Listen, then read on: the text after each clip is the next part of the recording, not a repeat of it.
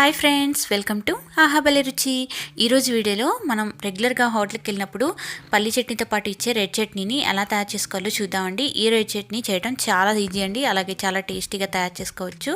కేవలం ఒక 5 నుంచి 10 నిమిషాల్లో మనం ఈజీగా ఇంట్లో ఉండే వాటితోనే తయారు చేసుకోవచ్చు. ముందుగా స్టవ్ ఆన్ చేసి ప్యాన్ పెట్టుకోవాలి. 1 టేబుల్ స్పూన్ వరకు ఆయిల్ వేసుకోవాలండి. ఆయిల్ వేడాక 1 టేబుల్ స్పూన్ మినపగుళ్ళు, అలాగే 1 టేబుల్ స్పూన్ పచ్చెనగపప్పు వేసుకొని వీటన్నిటిని బాగా ఫ్రై చేసుకోవాలి. ఇవన్నీ కూడా గోల్డెన్ కలర్ వచ్చేంత వరకు కూడా బాగా ఫ్రై చేయాలి. దీనిలోనే ఒక 5 ఎండుమిర్చిని కూడా వేసుకొని ఫ్రై చేసుకుంటున్నాను. మీరు కావాలంటే ఎండుమిర్చిని కొంచెం ఎక్కువగా స్పైసీ కావాలన్న వాళ్ళు వేసుకోవచ్చు. ఇలా అన్నీ వేసాక బాగా ఫ్రై చేసుకోవాలి. ఇలా ఫ్రై అయిన వాటిలో ఒక ఉల్లిపాయని కూడా ఇలా కట్ చేసి వేసుకోవాలండి. ఉల్లిపాయ కూడా మీడియం ఫ్లేమ్లో పెట్టుకొని సాఫ్ట్గా ఎంతవరకు బాగా ఫ్రై చేసుకోవాలి. ఈ ఉల్లిపాయలు ఫ్రై అయ్యేటప్పుడే 3 వెల్లుల్లి రెబ్బలు కూడా వేసుకొని ఫ్రై చేసుకోవాలండి. ఇవి లైట్గా ఫ్రై అయ్యాక దీనిలోకి 1 టమాటాను కూడా కట్ చేసి వేసుకోండి. ఎర్రగా పండిన టమాటాను వేసుకోండి. ఈ టమాటా కొంచెం మెత్తబడేంత వరకు బాగా ఫ్రై చేసుకోవాలి. ఇక్కడ నేను పెద్ద సైజు టమాటాను ఒకటి తీసుకొని వేసుకున్నాను.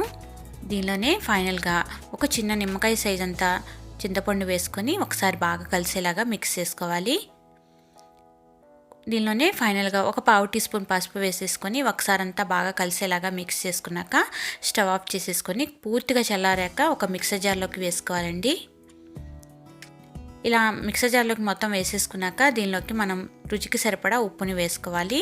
నేను సాల్ట్ ఏమీ దీనిలో యాడ్ చేయలేదు కాబట్టి ఇప్పుడు యాడ్ చేస్తున్నాను. ఇప్పుడే టేస్ట్కి తగ్గట్లుగా సాల్ట్ వేసుకొని మూత పెట్టేసుకొని కొంచెం వాటర్ యాడ్ చేసుకుంటూ ఇక్కడ చూపించిన విధంగా పేస్ట్ లాగా చేసుకోవాలి. ఇలా గ్రైండ్ చేసుకుంటే సరిపోతుందండి. ఇక్కడ ఈ చట్నీ మనకి కొంచెం గట్టిగానే ఉంటుంది, మరీ ఎక్కువ వాటర్ వేయాల్సిన అవసరం లేదు. ఇక్కడ నేను కొంచెం మిక్సర్ జార్లో వాటర్ వేసి అవి కూడా వేసి ఒకసారి బాగా కలిసేలాగా మిక్స్ చేసుకుంటున్నాను. మరీ ఎక్కువగా పల్చగా చేయకుండా కొంచెం హార్డ్గా ఉండేలాగా చూసుకోవాలి.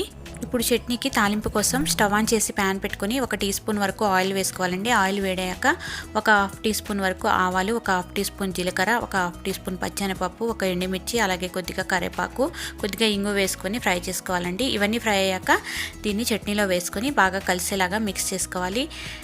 అన్ని రకాల టిఫిన్స్లోకి చాలా బాగుంటుందండి. తప్పకుండా ట్రై చేయండి. మీకు ఈ రెసిపీ నచ్చితే లైక్ చేయండి, షేర్ చేయండి, కామెంట్ చేయండి. మరిన్ని వెరైటీ రెసిపీస్ కోసం మన ఛానల్ని సబ్స్క్రైబ్ చేసుకోండి. Thank you for watching.